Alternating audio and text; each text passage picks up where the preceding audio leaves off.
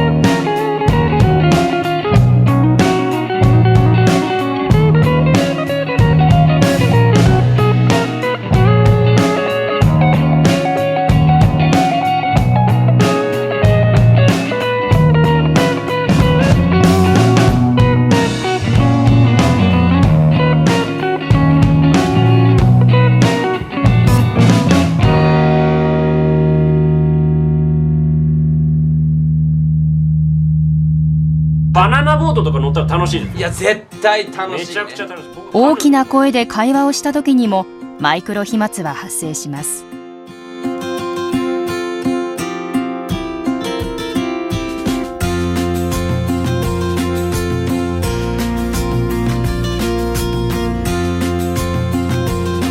換気。窓を大きく開け空気の流れを作るとマイクロ飛沫は排出することができるのです。咳やくしゃみのしぶきがどのくらい飛び散るのかを特殊撮影したものです。このように咳き込んだ時、しぶきはおよそ2メートルにわたって飛び散ります。